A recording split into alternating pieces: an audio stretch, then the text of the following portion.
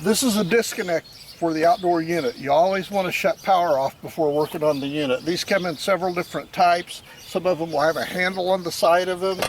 This particular one has a plug you pull to shut off the power. Some of these have a bigger plug with fuses in them, and some of them actually have a circuit breaker inside the disconnect. This is the nomenclature for the unit.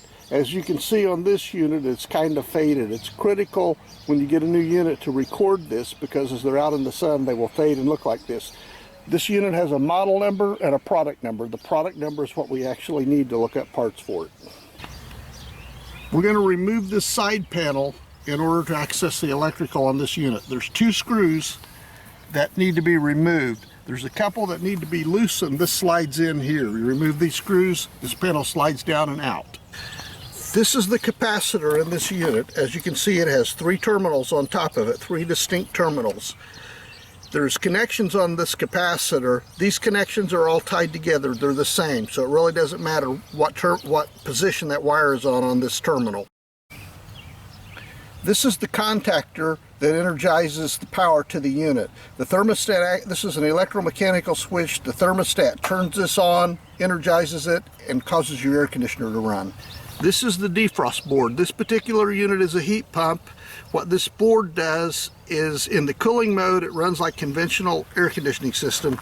In the heating mode, a reversing valve is energized. This circuit board goes through a time program, checks to see if the coil's icing up. If it's iced up, it reverses the cycle of refrigerant through the reversing valve and shuts off the fan to defrost this coil.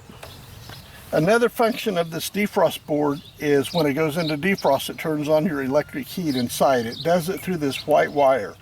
Back in the winter, we had an issue with this unit blowing the fuse on the circuit board. What happened was this wire was against the capacitor. You can see a little spot right there. It was laying against that capacitor, and it chafed through the wiring and shorted this wire. Anytime that you have a fuse blowing on a control board, it is in the 24-volt circuit somewhere, and it's very common to have a wire against something it shouldn't be. Okay, to change a fan motor on a unit like this, there's screws. These are 3/8 screws that are around the outside. After you shut the power off, you remove these screws. The whole fan is attached to this bracket. There's 4 nuts on here that hold the fan to the bracket. So you want to take the bracket out, kind of hold it on its side, take the 4 screws out of the motor, and you should be able to remove it. The wires run through this black conduit into the electrical connection. And just pay attention to where the wires land. And when you buy a motor from us, it will be a direct change out, color for color. The wires are the same length, the same terminals on the end of it. This unit has not been out in the sun, so the model number and product number are not faded away like they are on the other unit. Makes it easier to see. You should always record these numbers and keep them in a safe place, because they are required to order parts for this unit. As you can see, it's the same setup on screws. It's pretty much the same as the heat pump. This is straight air conditioning, so it does not have a defrost board in the control panel.